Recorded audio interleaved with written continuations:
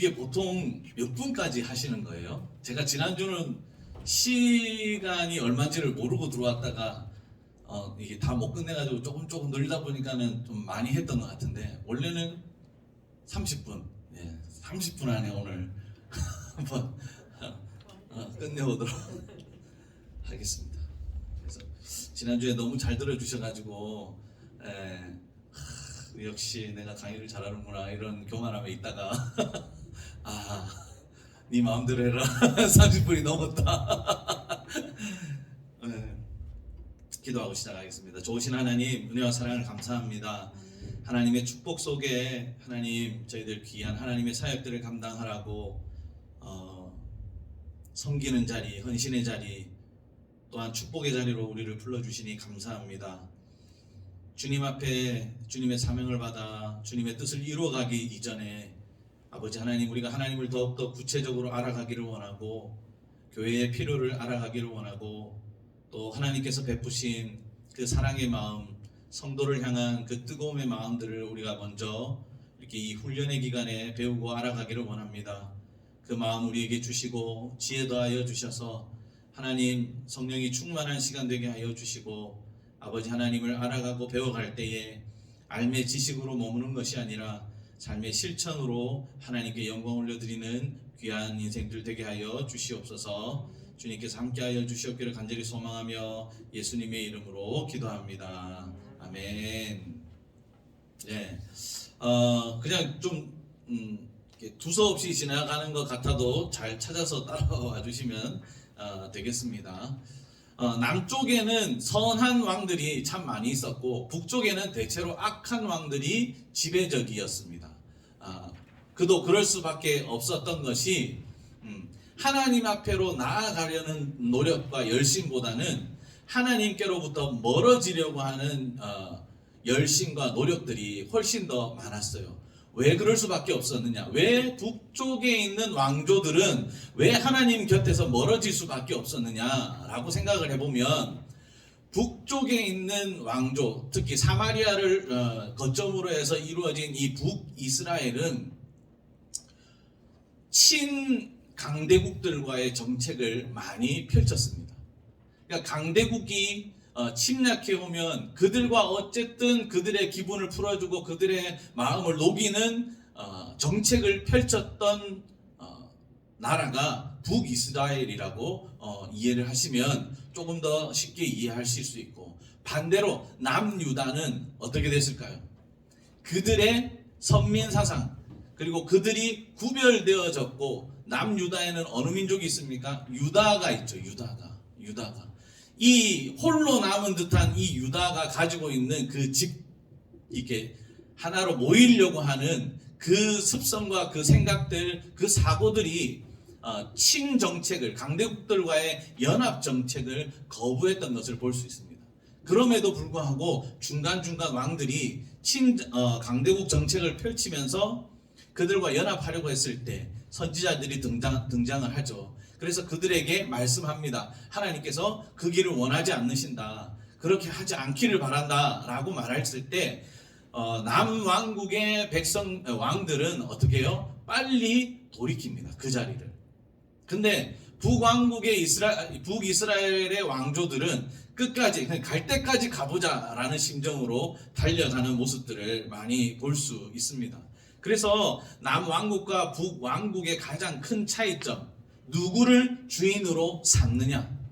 세상을 주인으로 삼은 북이스라엘, 그리고 어쨌든 그들의 신앙이 바르던 바르지 않던 어쨌든 하나님의 곁으로, 하나님께서 우리를 택하여 주셨다, 하나님이 우리를 사랑하여 주신다 라는 그 강력한 인식을 가지고 살아가는 남유다, 이 두 나라 사이의 차이다라고 보시면 좀 이해하기가 편하실 것입니다. 사무엘부터 시작되어지는 사무엘, 엘리야, 엘리사 등 비교적 이제 이름이 많이 알려진 예언자들이 있죠. 그리고 나단과 같이 다윗과 뗄래야 뗄 수 없는 선지자들도 있습니다. 나단이 다윗 왕의 죄를 지적하고 왕위 계승 역시도 아도니아가 아닌 솔로몬이 되어질 것이다 라고 예언했던 인물이 나단이죠. 그래서 많은 사람들은 그 다윗의 아내가 이름 뭐죠? 갑자기 생각이 안 나는 이름이 우리아의 아내. 바세바. 예. 바세바 이 여인이 이제 두 가지로 신학자들은 봅니다. 첫 번째는 이 여인은 자기의 어떤 삶의 출세를 위한 여인이다. 네. 그리고 두 번째는 우리가 설교 때 그 다윗의 어떤 죄악상 그 내용이 또 동일하게 이어지는데, 많은 사람들이 왜 이 바세바를 그렇게 생각을 하냐면, 신학자들이 그렇게 생각하냐면 당시에 많은 그 문화가 있었겠지만 그 목욕 문화 속에서 지붕에 올라가서 그렇게 할 정도의 상황이 아니었다라는 거. 그리고 특별히 아들 솔로몬이 왕이 되어져야 하는 그 상황이 되어졌을 때에 너무나도 전략적으로 정치적으로 굉장히 아들이 왕이 되면 자기가 뭐가 됩니까? 뭐 한마디로 왕후가 되는 거죠. 그죠? 그래서 그 역할들을 이루어내기 위해서 죽기 전 다윗을 찾아가고 또 솔로몬과 반대되는 정적들을 물리치려고 노력했던 인물 중에 대표적인 인물이 바세바였고, 그 다음에 솔로몬을 왕으로 이렇게 옹립하기 위해서 선지자들과 당시의 선지자들과 많은 사람들을 연합하여서 솔로몬을 왕으로 만들려고 노력했던 가장 대표적인 인물이 누구다? 아버지 다윗이 아니에요. 네, 그 어머니 바세바입니다. 성경을 역대상하, 열왕기상하를 쭉 읽어보시면 그 행동들이나 그 모습들, 그가 가지고 있었던 생각들이 되게 많이 나타나게 됩니다. 그리고 이에 관련해져서 나단이 그렇게 왕위 계승의 문제까지도 아니죠. 다윗의 죄를 지적하고 아도니아가 그 왕의 계승을 솔로몬이 하게 될 것이다라고 이야기합니다. 아이야 선지자 같은 경우는 여로보암 1세 때 여로보암에게 나라를 분리하도록 자극을 줍니다. 야, 하나님께서 뭐 한다? 너에게 사마리아 땅을 주시면서 너에게 왕권을 주실 것이다. 그래서 분리될 수 있는 모든 그 책략들을 하나님의 음성으로 말해주기도 합니다. 스마야 같은 선지자는 여로보암에게 군대를 일으키지 말라고 경고합니다. 그래서 유다가 시삭을 침략을 받을 것을 예언하기도 하였고요. 또 예후는 바사왕을 정죄하고, 지금 제가 말씀드리는 이 선지자들은 여기에 나눠드린 여기에는 없습니다. 왜냐하면 우리가 보는 예언서는 지금 남왕국, 북왕국, 그러니까 나눠지고 난 뒤에 선지서들을 보고 있는 거고요. 통일 시대 때의 선지자들은 우리가 여기에 들어가 있지 않거든요. 그걸 대선지서, 소선지서라고 구분하지 않거든요. 그래서 이제 그런 내용들을 조금 알려드리려고 그렇게 지금 말씀을 드리고 있는 겁니다. 근데 예언자들이 특별히 예언을 할 때에 어디에 굉장히 관심을 많이 가지고 있냐면 사적인 문제에는 별로 관심을 갖지 않아요. 반대로 공적인 부분에 대해서 굉장히 많은 관심을 갖고, 또 공적인 부분에 있어서 하나님의 공의가 나타날 수 있도록 선포하는 역할들을 많이 하게 됩니다. 그리고 하나님의 복이 하나님을 아는 것에 있지 않다라고 선지자들은 계속해서 이 17권의 선지서에 나오는 인물들 뿐만 아니라 그 전의 인물들도 그렇죠. 사울을 책망했던 사무엘과 같이, 그죠?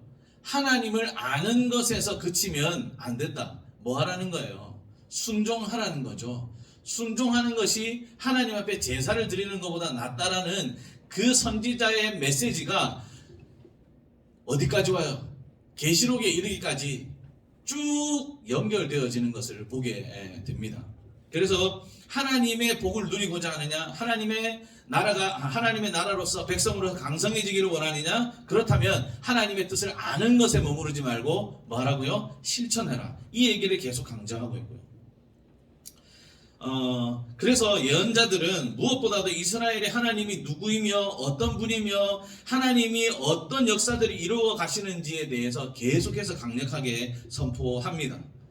그것이 이스라엘의 선지자들의 역할이다라고 보았고, 또 그 사명들을 받은 선지자들이 그 사명들을 충실하게 지난번 말씀해 드렸던 뭐 상징이라든지 말이라든지 뭐 여러 가지 모티브를 가지고 자기가 뭐 벌거벗고 3년을 돌아다닌다든지, 한쪽 벽을 보고 이렇게 누워서 뭐 1년인가 2년 있고 또 한쪽 벽을 보고 이렇게 눕는다든지, 여러 가지 그 모티프, 주제나 어떤 하나님께서 말씀하시는 내용들을 가지고 말로만 하는 것이 아니라 그들의 삶의 자리에서도 하나님의 역사와 말씀들을 계속해서 증거했던 것이 선지자들이다라고 말씀을 드립니다. 그리고 포로기 이후에는 이 선지자들의 역할이 하나님의 나라를 다시 재건하는 역할에 초점이 맞춰지게 되죠. 그 전에는 하나님의 나라가 무너지지 않게끔 노력하는 데 있어서 죄에서 멀어져라, 떨어져라, 더 이상 죄를 짓지 말라는 메시지가 강력했다고 하면, 포로로 잡혀가고 난 이후에 그들의 기도 속에, 하나님의 역사 속에 뭐가 일어나요? 다시 컴백하게 되죠. 컴백하게 되는데, 학개, 스가랴, 말라기 같은 선지자들이 어떤 역할을 감당합니까? 재건하는 데에 초점을 가지고 메시지를 선포하는 거죠. 그래서 이 메시지가 달라집니다. 어떤 메시지로 달라지냐면, 돌아가자. 어떻게 돌아가자고? 과거에 우리 조상들이 했던 것대로 하지 말기를 원하는 마음으로 돌아가자는 거예요. 네. 이전에 했던 그 행동 그대로 하면 우리는 돌아가봐야 아무 의미가 없다. 우리의 삶은 하나님께서 역사해 주시는데, 하나님께서 바벨론에서 돌아가게끔 해 주시는데, 어떻게 돌아가야 된다고요? 여기에 있는 흔적들을 떨쳐내고, 과거에 어떻게 우리 조상들이 하나님과 멀어지고 그래서 어떻게 나라가 멸망하게 되었는지를 기억해서 그 자리로 돌아가는 것이 아니라, 어떻게 해요?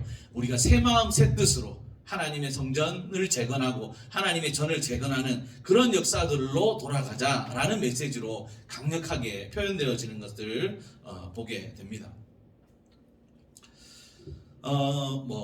한번 살펴볼까요? 자, 우리 1페이지 한번 보겠습니다. 오바댜부터 한번 살펴보겠습니다. 오바댜는 840년경, 주전 840년경에 등장한 선지자입니다. 이 오바댜는 에돔의 교만을 지적하는 역할들을 하게 되죠. 여호람 때에 유다에게 행한 에돔의 교만하고 사악한 행위에 대해서 하나님의 심판을 경고합니다. 오바댜가 경고하기 이전에 에돔과 모압은 늘 하나님의 심판의 대상이었습니다. 또한 반대로 하나님의 이스라엘 백성들을 야단치게 하시는 채찍으로서의 도구로 사용되어진 적도 많았던 거죠. 에돔이 이렇게 힘들어지고 하나님의 심판을 받을 수밖에 없었던 가장 큰 이유가 무엇입니까? 그들이 분리되어지고 떨어져 나오게 되면서 그 선민이라는 사상, 하나님의 백성이라는 사상에서 이 유다가 이 얘네들을 떠밀어 버렸죠. 너희들은 하나님이 택한 백성이 아니야. 여기 에돔이 누굽니까? 누구의 자손입니까? 에서의 자손들이죠. 에서가 에돔이 되어져서 에돔이 그 민족을 이루어서 늘 누구를 괴롭혀요? 이스라엘, 야곱의 자녀들을 괴롭힌다가 이 지금 근동 지방에서의 일반적으로 우리가 잘 알고 있는 내용입니다. 그러니까 어떻게 해요? 계속 건드리는 거죠. 계속. 그래서 하나님께서 이스라엘 백성들의 그 고통을 들으시고 그들을 향해서 말씀하시는 것입니다. 두 번째는 요엘입니다. 840년경이라 그러면 누구 왕 때쯤 됩니까? 여호람이라고 되어 있잖아요. 840년. 어디로 올라갈까요? 5번. 남왕국 왕 5번. 네, 거기로 가겠죠. 요엘 선지자. 요엘의 활동 시기에 대해서는 사실 확실하지가 않습니다. 그래서 처음 쓰여졌다라고 이야기하는 사람들도 있고 또 그렇지 않다라고 이야기하는데, 대부분 처음 쓰여졌다라고 말하는 신학자들이 많이 있습니다. 근데 요엘은 무엇을 강조합니까? 요엘이 강조하는 게 뭘까요? 요엘이 어디 갔지? 요엘이 강조하는 것, 우리 지난번 설교 때도 들으셨잖아요. 요엘이 강조하는 것, 예? 뭐가 가까이 왔다고요? 허허. 여호와의 날, 네, 심판의 날, 네, 그 날이 가까워왔음을 선포하고 있죠. 그래서 많은 사람들이 이 여호와의 날을 이방인들은 어떻게 받아들입니까? 죽음의 날, 멸망의 날로 받아들이고, 요엘이 여호와의 날을 선포했을 때 이스라엘 백성들은 뭐로 착각해요? 자기만 살고 모두가 죽는 날로 착각하는 거죠. 근데 요엘이 누구에게 얘기하는 겁니까? 이방에게 얘기하는 걸까요? 아닙니다. 아닙니다. 여호와의 날을 선포하면서 이스라엘 백성들을 회복시키겠다라고 하는 말씀도 강력하게 선포되어져 있지만, 이스라엘의 원수들이 무너지고 하나님의 백성들은 회복되어진다라는 강력한 메시지가 있지만, 그 요엘의 선포의 심판의 대상 중에 이스라엘이 아예 없었던 것은 아닙니다. 아닙니다. 그렇기 때문에 이스라엘 백성들의 회복과 함께 이스라엘에 남아있는 잔존의 죄악들을 하나님께서 심판하시겠다고 말씀하셨고, 하나님의 여호와의 날, 야훼의 날에 그들의 삶이 또한 그 회복의 자리로 돌아오게 될 것을, 회개하고 회복되어져서 돌아오게 될 것을 하나님께서 말씀해 주시고 있다라는 겁니다. 그러니까 당시에 이스라엘을 향한 하나님의 마음이 어떠했는지 우리가 잠시 이렇게 살펴보자면, 이 포로기 이후에 페르시아 이 시대에 활동한 것으로 보여지는데, 요엘서에는 이방 나라들이 이스라엘 백성들을 계속해서 괴롭히고 그들을 압제하고 그렇게 함으로 인해서 하나님 앞에서의 그들이 정죄받았다, 심판을 받았다, 그래서 이제는 우리가 아무것도 할 수 없다라는 좌절감 속에 빠져 있을 때에 뭐라고 얘기하냐면, 요엘이 찾아가서 그들에게 여호와의 날이 다시 올 것이다. 그러니 너희들 뭐 하라고요? 회개하고 주님께로 돌아오면 하나님께서 너희들을 회복시켜 주실 것이고, 너희들을 압제하고 너희들을 고통 속에 머무르게 했던 그들을 뭐 하겠다는 거예요? 심판하시겠다라는 거예요. 그러니까 주님께 돌아오라라는 메시지들을 계속해서 이렇게 강조하고 있는 것을 볼 수 있습니다. 그 다음에 미가는 어떻습니까? 미가는 요담, 아하스, 히스기야 시대를 걸쳐서 주로 남쪽 유다의 죄에 대해서 회개를 촉구하면서 심판을 경고했습니다. 또한 북쪽 이스라엘의 멸망에 대해서도 예언했고, 또한 북이스라엘의 아수르에 의해서 멸망할 것도 예언뿐만 아니라 뭐 했다고요? 목격했다라고 이야기합니다. 북이스라엘은 아시리아에 의해서 멸망을 당하게 되고, 남쪽 유다는 어디에서 멸망을 당하게 됩니까? 바벨론에 의해서 멸망을 당하게 되죠. 우시야부터 요담, 아하스, 히스기야에 이르기까지 이들의 삶 가운데 신앙적인 타락, 우상을 숭배하고 사치와 부국강병을 이루었는데, 그것이 누구의 힘으로? 자신들의 힘으로 이루었다라고 당당하게 살아가고 그것을 누리면서 살아가려고 했었던 이스라엘 남유다를 향하여서 하나님께서 미가를 통해서 이렇게 선포하고 있는 말씀입니다. 신앙적인 타락, 지난번에도 말씀드렸다시피 설교 때도 여러 번 말씀드리게 되는데, 잘 되고 있다, 모든 것이 술술 풀리고 있다 할 때 우리는 화평하다 이야기합니다. 그런데 가장 화평이 깨어져 있을 때가 언제라고요? 잘 되고 있을 때, 아무 문제가 없을 때. 왜요? 그 화평은 이렇게 주어지는 화평이 아니거든요. 돈이 많아서 얻어지는 평안이 아니에요. 자녀가 잘 된다고 해서 얻어지는 평안이 아니에요. 우리가 신앙인이 아니라면 돈 잘 벌고 자녀 잘 되고 남편 잘 되고 내 건강 좋고 이러면 그게 모든 것이 화평하게 느껴지겠죠. 그러나 우리가 신앙인으로서 오늘 피택을 받으면서 하나님과의 화평과 이웃과의 화평을 생각할 때에 여전히 우리의 삶 가운데 이웃과의 화평만을 생각하고 자신의 화평만을 생각한다면 잘 되고 잘 먹고 잘 살고 있을 때가 가장 위험한 신호라는 거죠. 왜? 그때 뭘 안 찾아요? 하나님을 안 찾는다는 거예요. 하나님과의 화평을 위해서 노력하지 않는 시기가 바로 이 시기라는 거예요. 우시야, 요담, 아하스, 히스기야의 시기에 하나님이 엄청난 강성한 삶의 자리를 허락해 주셨어요. 그런데 이들이 하나님을 안 찾았다는 거예요. 그래서 히스기야가 뭐예요? 아차 싶어가지고 종교개혁을 단행을 합니다. 종교개혁을 단행해서 하나님 앞에 돌아가자라고 말하고 하나님께로 돌아가기를 원했더니 하나님께서 뭐라 그래요? 아, 보기 좋다고, 너 최고다라고, 사랑한다고, 내가 너를 강하게 할 것이다 라고 얘기해 줬더니 그게 또 지가 잘한 줄 알고, 그죠? 또 자기의 무기고 자기의 그 어떤 재정을 담당하고 있는 모든 창구들을 열어서 이방 나라들에게 하나님이 주신 거라고 생각하지 않고 자기가 노력해서 한 건 줄 알고 자랑하고 버티기고, 네? 그들에게 내세우다가 그걸 몽창 다 빼앗겨 버리지 않습니까?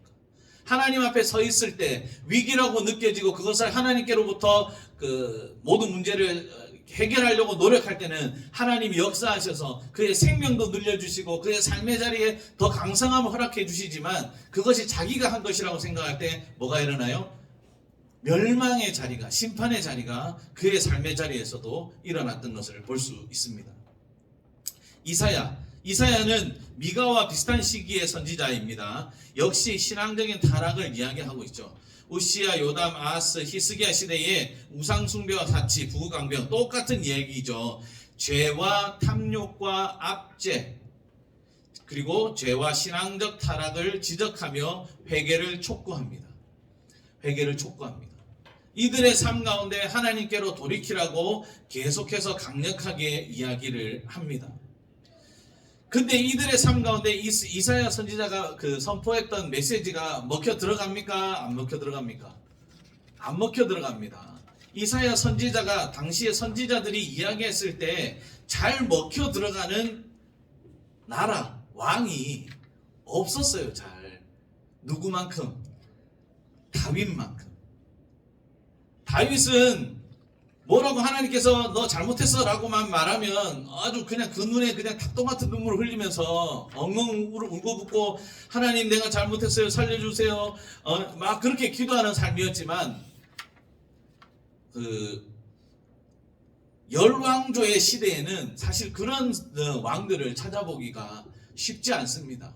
히스기야 같은 경우가 하나님 앞에서 눈물 흘렸다라고 얘기할 수 있는데 그것도 지 오래 살고자 예? 하나님 이렇게 저를 버리십니까? 저 아직 생명줄이 제가 생각할 때는 많이 남았는데요. 그러고 하나님께로 나아가잖아요. 예. 그럼에도 하나님께서 그 삶의 자리를 기뻐 받으셨고 그가 하나님께로 돌아가고자 하는 그 수많은 노력들을 기뻐 받으셨기 때문에 그렇게 되어진 것이라고 생각되어집니다. 자, 그 다음 스바냐는 종교개혁을 촉구했던 인물입니다. 스바냐는 요시야 왕에게 종교개혁을 촉구했습니다. 요시야는 즉위 12년부터 개혁에 들어갑니다. 그 요시야의 개혁이 대단하다고 이야기하는 게 뭡니까? 다른 사람들이, 다른 왕들이 그 선조 중에 히스기야가 종교개혁을 단행했을 때 뭐 산장을 부시고 뭐 하고 다 했어요. 다 했어. 막 그냥 다 했어. 다 했는데 요시야와 히스기야의 종교개혁의 1차, 2차라고 따지면 두 가지의 그 종교적 개혁 중에 가장 큰 차이점, 요시야를 더 인정하는 종교개혁의 가장 큰 차이점이 뭐냐면 요시야가 자기 엄마를 어떻게 해요? 폐위시켜버려요. 네. 엄마를 폐위시켜버려요. 가족의 연을 끊으면서까지 하나님께로 돌아가고자 합니다. 여기에는 신앙적인 종교적인 영향도 있고 선지자의 말씀도 있고 하나님의 뜻도 있었지만 그가 뭘 하기 위한, 아까 말씀드렸죠. 나라가 부흥하고 강성하고 나라를 제대로 이끌어가려면 뭐가 강해져야 돼요? 왕권이 강해져야 되잖아요. 그런 종교적 정치적인 상황과 환경 속에서 그가 엄청나게 단행했던 것들을 볼 수 있습니다. 그 다음에 스바냐 있죠. 예레미야 선지자. 진정한 개혁이라는 게 무엇이냐? 너희들의 진정한 개혁이 이룰 수 있으려면 뭐 해야 된다고요? 눈물로 하나님께 나아가야 한다라는 것을 계속해서 강조하고 종교개혁이 진행되고 있는 요시야지기 13년부터 활동을 하기 시작했는데, 진정한 개혁이라는 것이 어떤 변화가 일어나야 된다는 거예요. 그냥 산당을 때려 부시는 걸로만 되는 게 아니라는 거예요. 진짜 하나님께로 돌아가고자 하는 내적인 변화가 일어나야 그것이 진정한 회개고 그것이 진정한 개혁이다라고 이야기합니다. 우리 개신교가 개혁교회잖아요. 여러분들 알고 계시죠? 예. 우리 지금 대한예수교 장로회 우리는 무슨 측? 통합측. 통합측의 강원로의 춘천시찰의 춘천 동부교회입니다. 이게 우리 교회의 주민등록 번호예요. 이거 잊어버리시면 안 돼요. 신천지에 와서 어느 교회 다녀요? 라고 물어보는데 춘천 동부교회예요. 이렇게만 말하면은 신천지가 야빠요. 에? 나는 대한예수교 장로회 통합측 강원로의 춘천시찰에 속해 있는 춘천 동부교회에 다니고 있는 권사, 집사, 장로 누구입니다. 이게 우리의 주소입니다. 우리 춘천 동부교회 주소입니다. 예레미야의 내적인 변화, 내적인 개혁, 그리고 우리 개혁교회가 가장 추구하는 건 뭐예요? 개혁되어지는 것이 개혁인 거죠. 그러니까 날마다 갱신하고 개혁하는 것이 지금 우리가 믿고 우리가 교리로 받아들이고 있는 통합측, 장로교 통합측의 교리입니다. 그래서 우리는 머물러 있으면 된다, 안 된다? 안 된다. 날마다 갱신하려고 과거에 있던 것, 어제 있었던 것, 내일 있을 것을 서로 묶어서 이것이 더 어떤 것이 더 하나님께로 나아갈 수 있는 것인가, 어떻게 하는 것이 더 성도들이 교회로 예배로 하나님께로 나아가는 것인가에 대한 날마다 스스로의 갱신이 있어야 하는 것이 우리 개혁교회, 우리 동부교회가 추구하는 신학과 신앙과 교리라는 거예요. 그러면 이뿐만 아니라 하나님께로 나아가기 위해서는 우리의 외적인 것도 많이 변화되어져야 되지만, 뭐가 변화돼야, 제우선시 되어지는 게 내면이 변화되어져야 되는 거죠. 근데 어떤 사람들은 외적인 게 먼저 되는 것이 중요하다, 내적인 게 먼저 되는 것이 중요하다라고 갑론을박 하시는데, 둘 다 되면 더 좋겠지만 우선은 뭐가 먼저 돼야 돼요? 뭐가 먼저 돼야 돼요? 신앙에 있어서 뭐가 먼저 개혁되어져야 돼요? 교회 건물을 바꾸면 됩니까? 아닙니다. 내가 바뀌어야죠. 내가 외모를 바꾸면 됩니까? 아닙니다. 내 내면을 바꿔야 되는 거죠. 네. 그것이 예레미야가 계속해서 선포했던 내용입니다. 그래서 요시야가 즉위해서 그 어머니를 폐위시키면서까지 그 산당을 다 깨뜨려버리고 하나님께로 나아가자 하고 외치고 그렇게 노력했던 그 요시야, 이제 하나님의 나라가 남유다 가운데 이루어질 거라고 생각하고 딱 마무리되어져 가고 있다 생각했는데 그 요시야가 죽어버려요. 그러니까 하나님의 뜻이 완성될 거라고 생각했던, 그 완성됨에 그 하나님의 뜻을 이루어갈 거라고 생각했던, 자신이 너무나도 사랑했던 왕이 죽어버렸어. 그래서 애가를 쓴 거죠. 그게 예레미야 애가입니다. 하나님께서 이스라엘 사랑해 주셨고, 하나님께서 그래서 한 왕을 택해 주셨고, 하나님께서 그 왕을 통해서 이 폐역하고 완악한 세대가 다시금 하나님께로 돌아갈 수 있는, 그러니까 그 왕을 생각해서 눈물이 막 엄청 나는 거죠. 그래서 노래를 쓴 것이 예레미야 애가가 됩니다. 자, 그 다음에 나훔, 니느웨의 멸망. 요시야 즉위 18년쯤에 유월절 행사 직후부터 아수르의 수도인 니느웨의 멸망을 선포하게 됩니다.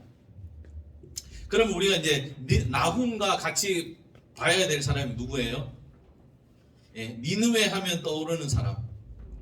예, 요나. 그 뒷페이지 2페이지 가면 요나가 있죠. 북이스라엘의 선지자였던 요나. 여로보암 2세 중역부터 아수르 수도 니느웨 가서 회개를 촉구하고, 요나의 말을 듣고 회개한 당시 아수르의 왕은 이 사람이었는데, 아수르 이 사람 때에 바벨론 총독 이 사람에 의해서 수도 니느웨가 함락이 되어지게 되어졌죠. 그래서 유다의 선지자 나홈이 니느웨의 멸망을 외친 지 9년 만에 이런 일들이 결과적으로 일어나게 되고 3년 후에 하란으로 퇴각해 있던 이 사람이 바벨론군과 제1차 이런 전쟁을 펼치게 되고 그 가운데 완패하게 되고 그래서 아수르의 흔적조차 없이 사라지게 되어지는 그런 역사들을 보게 되어집니다. 그래서 나홈과 그 요나는 같은 맥락의 같은 국가, 같은 도시를 향해서 메시지를 선포했다라는 거죠. 근데 하나님께서 왜 이 두 선지자를 통해서 아수르에 대해서 회복을 선포했을까요? 심판의 날도 선포했지만 하나님께서 분명히 회복할 것을 말씀해 주셨고 그들이 회복했던 시간들도 있었습니다. 하나님 앞에 죄를 뒤집어 쓰고 옷을 찢고 하나님께로 나왔던 요나서에 보면 그 내용이 있잖아요. 그런 상황들도 있었다는 거예요. 왜 이 사람들에게 회복의 기회를 주셨을까? 늘 말씀드리지만 하나님께서는 이스라엘의 하나님이 아니죠. 이스라엘의 하나님이 아닙니다. 하나님은 김순종 목사의 하나님이 아니에요. 우리 모두의 하나님이신 거죠. 그래서 우리 모두는 악한 자나 선한 자나 햇빛을 공히 받게 되어져 있다라고 말씀하고 있지 않습니까?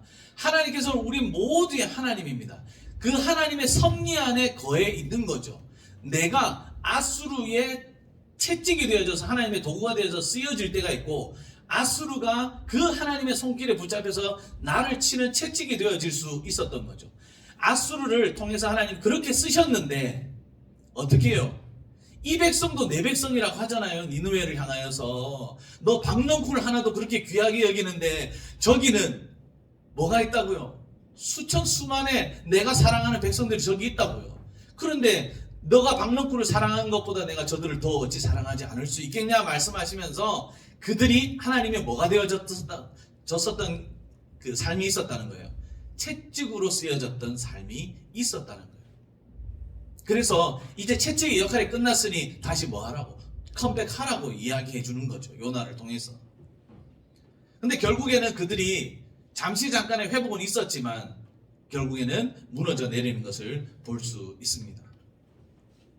하박국은요, 하나님의 그 신종론 문제에 대해서 해답을 제시합니다.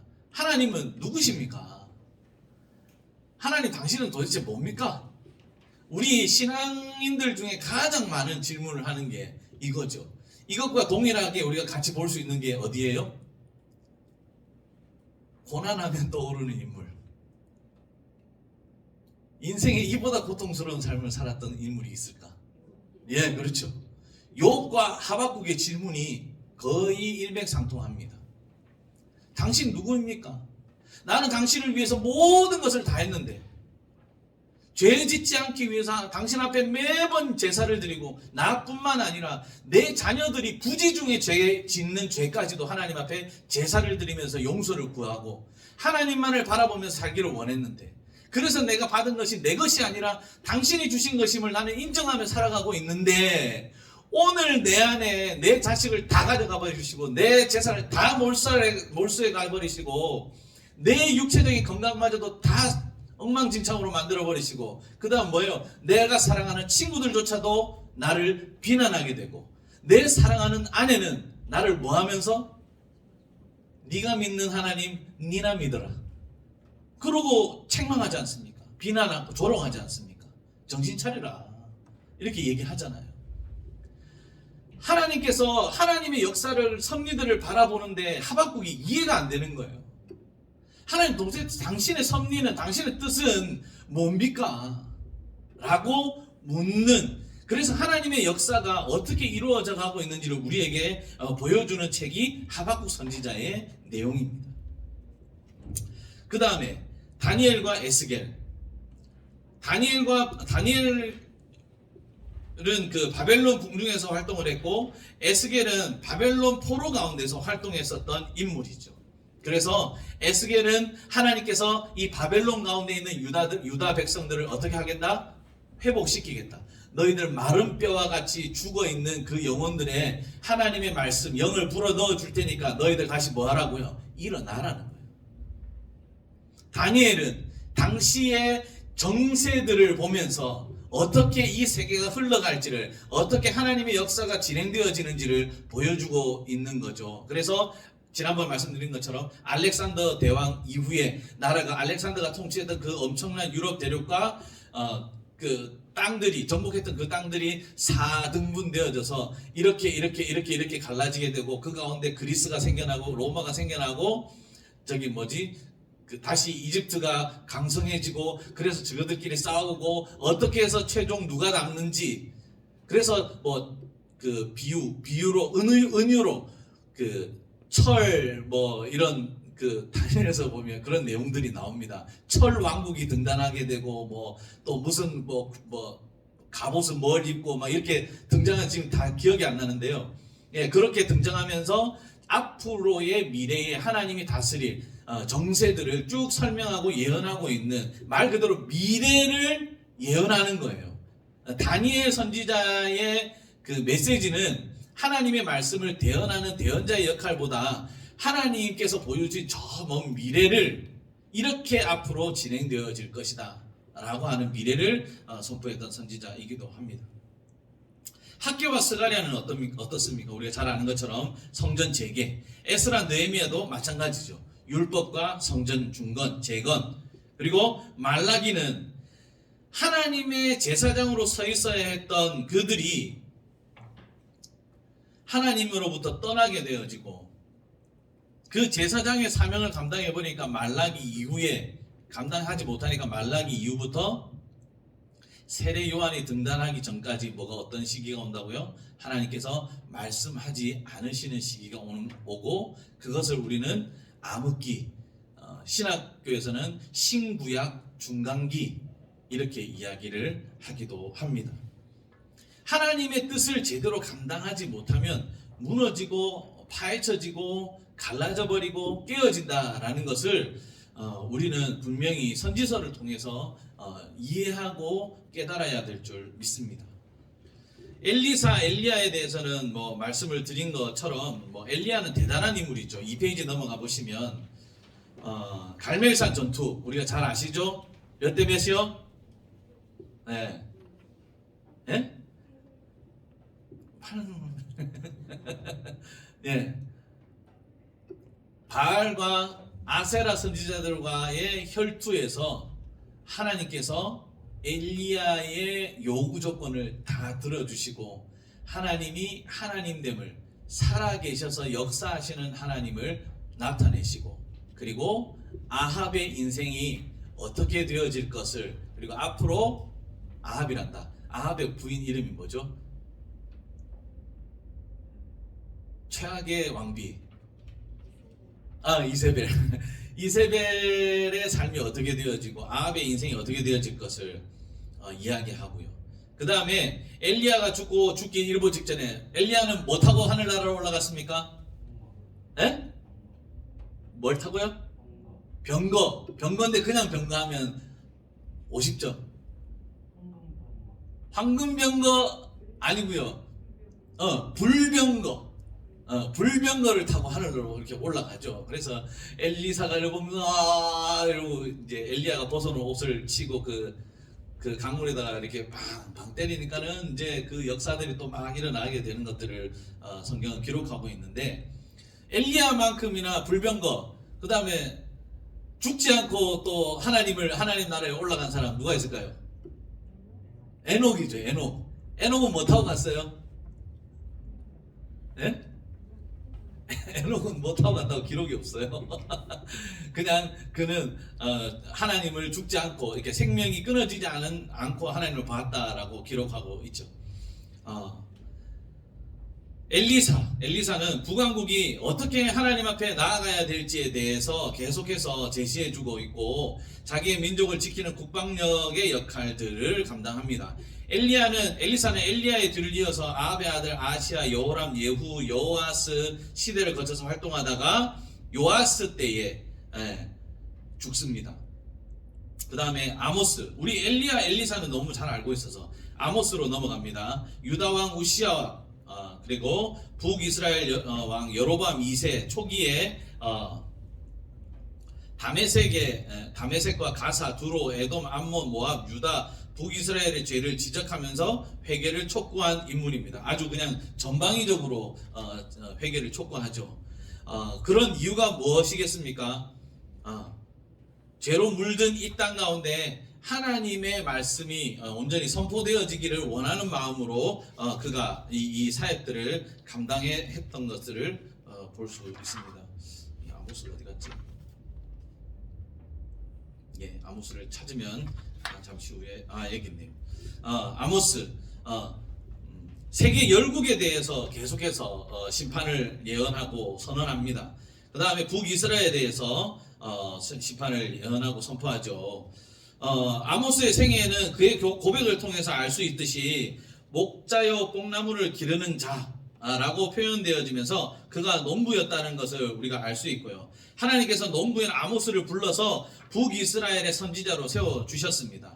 그런데 이 북이스라엘의 아모스가 선지자로 되어져 있을 때에 여로보암이 7위하던 그 시대는 이렇게 번영을 누리고 있었다는 거예요. 정치적으로, 경제적으로, 군사적으로 어떤 이전의 왕들보다도 당연히 앞서가고 있었던 상황이었다는 거예요.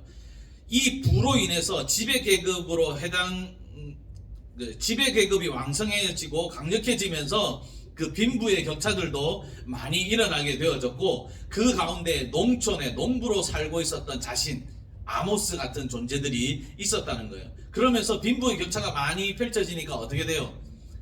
이 아모스 같은 인생이 세상에 하나님의 뜻에 불만과 불평을 할 수 있겠죠. 그래서 하나님께서 그의 삶 가운데 선지자적 사명을 주면서 이 땅과 이 나라가 잘못되어져 가고 있고, 또 강대국으로 성장하고는 있지만 반대로 종교적으로 부패하고 있음을 선포하고 있더라라는 겁니다. 그래서 아모스 선지자가 계속해서 세계를 향해서, 특히 북이스라엘 향해서 그 하나님의 심판과 회개를 선포하고 또 회개를 촉구했던 그 모습을 볼 수 있습니다. 요나는 했으니까요. 호세아를 한번 보겠습니다. 호세아는 어떤 선지자예요? 사랑의 선지자라고 우리가 대표적으로 말하는 선지자이죠.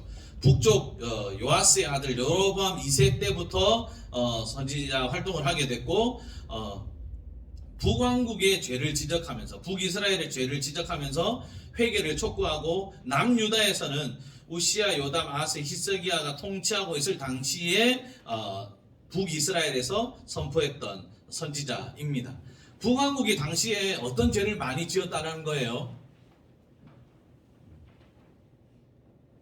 호세아의 부인 이름이 뭡니까? 고멜이죠. 고멜의 삶은 어떠했습니까? 허랑방탕했죠. 한 남자에게 만족을 못하는 여자였습니다. 그리고 그의 자녀에 대한 걱정과 근심을 단 1도 하지 않은 성경에 나오는 대표적인 여자입니다. 보통 엄마가 자식 사랑하는 마음이 있는데, 이 사람은 그냥 자식을 놓았으면 낳은 것으로 끝. 그리고 딴 데 갑니다. 그리고 이 자식들, 전에 만났던 남편 싸그리 잊어버린 채로 살아갑니다. 이 모습을 누구에게 빗대었다고요? 호세아 선지자와 고멜의 삶을 통해서 하나님의 마음이 어디에 있다고? 호세아에게 있고, 이스라엘의 마음이 어디에 있다고요? 고멜에게 있는 것과 같이 했다라는 거예요. 거룩한 신부로 너를 불렀는데, 너희들을 불렀는데 뭐 했다는 거예요? 너희들이 자꾸 딴 데 쳐다본다는 거예요. 딴 남자 쳐다보는 거다. 근데 딴 남자를 쳐다보는 것에 끝나는 게 아니라 그 딴 남자를 따라가 버린다는 거예요. 근데 따라가 버리는 게 끝난 게 아니라 나를 잊어버린다는 거예요. 뭐도 없이, 양심의 가책도 없이, 부모의 도리도 지키지 않고, 그 자기가 산통의 고통으로 낳은 그 자식을 쳐다보지도 않고 매정하게 떠나버리는 그 고멜의 삶을 이스라엘 백성들의 삶 가운데 적용시키면서 너희들 나를 그렇게 버렸다는 거예요. 내 곁을 그렇게 떠나가 버렸다는 거예요. 그런데 호세아는 어떻게 합니까? 하나님이 말씀하시죠. 데리고 와 가서. 아니, 하나님 데리고 오라고 할 것 같으면 보내지를 마시든지, 갈 때 조용히 가게 내버려 두라고 나한테 말씀하시지를 마시든지, 또 갈 때는 잘 보내라 그러시더니 또 어느 때는 또 데리고 오라고 말씀하시고, 이렇게 싸지러 놓은 자식들은 어떻게 내가 감당하라고. 왜 이러십니까? 이런 마음 아니었겠어요? 근데 호세아는 선지자 뭐예요? 자기의 생각이 아니라 하나님께서 주신 내 입에 내 삶 가운데 주시는 그 말씀을 선포하는 자, 실천하는 자이기 때문에 그가 그 사명을 감당했다는 거예요. 가서 데리고 옵니다. 데리고 왔더니 이 여자가 어떻게 해요? 또 나가요. 힘든 거예요. 상황이 어려운 거예요. 그러면서 이스라엘의 죄악을 하나님께서 여실하게 드러내시고 그들의 어디까지 타락해 있는지를 알려주시면서 그래도 이제라도 뭐하면? 돌아오면 어떻게 하겠다고요? 사랑하겠다. 나를 떠난 다른 남자와의 관계를 나는 기억지 않겠다. 그들 사이에서 낳은 자녀들 나는 문제 삼지 않겠다고. 뭐 하겠다고? 돌아오기만 하면 사랑하겠다고. 전보다 더. 그게 북이스라엘을 향한 하나님의 마음이었다는 거예요. 이렇게 선지서를 쭉 한번 살펴봤습니다. 빨리 끝내드리려 했는데 또 마음 같지 않네요. 인물들이 많아서. 하나님의 마음은 하나님의 백성에게 있습니다. 그런데 하나님의 백성은 오늘 하나님을 믿는 우리뿐만이 아니다라는 사실을 기억하셔야 하고 하나님의 백성이라고 인정하며 살아가는 우리는 뭘 해야 되냐면 하나님께로 나아가기 위해 날마다 몸부림치는 인생이 되어져야 한다는 거죠. 그러면 우리뿐만 아니라 하나님을 알지 못하지만 하나님이 사랑하는 백성들에게는 무엇을 우리가 해야 되겠습니까? 하나님의 말씀이 우리의 삶 가운데 주어졌다고 한다면, 우리의 삶 가운데도 선지자적인 사명이 있다고 한다면, 복음 증거의 사명, 주님이 우리에게 주셨잖아요. 땅끝까지 증거하라고 말씀하시는 지상 명령을 우리에게 주셨잖아요. 그럼 그게 그 선지자적 사명인 겁니다. 미래를 예언하라고 주신 게 아니라, 우리를 사랑하라고 하신 것이 아니라 하나님이 주신 말씀을 증거하라고 주신, 우리 안에 주신 사명, 그 사명을 이제는 하나님이 사랑하지만 하나님을 알지 못하는 그들에게 증거하면 됩니다. 근데 그 사람들이 세상에만 있습니까? 그 사람들은 여기에도 있습니다. 신앙생활하고 같이 찬양하고 같이 찬양대하고 같이 예배드리고 같이 서리집사, 안수집사 다 직책을 받고 있지만 우리 가운데에도 하나님의 사랑하심만을 받고 있고 자신이 하나님을 사랑하지 못하는 사람들이 너무나도 많이 있습니다. 여기에 우리 안에도 그런 사람들이 너무나도 많이 있습니다. 그러면 오늘 피택을 받는 우리의 삶은 어떻게 해야 되겠냐? 말로만, 혀로만 사랑하지 말고 삶으로, 선지자들이 그렇게 보였던 것처럼 하나님이 이쪽으로 들어놓으라 하면 이쪽으로 들어놓고, 빨개 벗고 다니라고 하면 빨개 벗고 다닐 수 있을 정도의 그런 하나님께서 주시는 마음과 하나님이 주시는 말씀을 온전히 실천하려고 노력하는 그런 선지자적 사명을 살아가는 피택자 여러분들이 되실 수 있기를 간절히 소망합니다. 그게 하나님께서 선지서를 통해서 우리에게 주시는 귀한 메시지다라고 생각되어집니다. 2주 동안 너무너무 고생 많으셨고 말 많은 저 이렇게 받아주신다고 너무 감사드리고요. 다음 이번 주는 쉬시죠. 내일. 그 다음 주는 또 저를 만나요. 직장에서의 재직. 그래서 직장에서의 재직을 어떻게 설명드릴까 고민 중인데요. 어쨌든 열심히 또 공부하고 노력해서 또 좋은 강의로 여러분들 찾아뵙도록 하겠습니다. 기도하겠습니다. 하나님 감사합니다. 주신 은혜, 주신 사랑, 주신 사명 온전히 주 안에서 감당할 수 있는 믿음과 사랑과 능력을 허락하여 주시옵소서. 예수님의 이름으로 기도합니다. 아멘. 출석 부르겠습니다. 출석. 지금 나가면 안 부릅니다. 지금 나가면 출석 안 됩니다.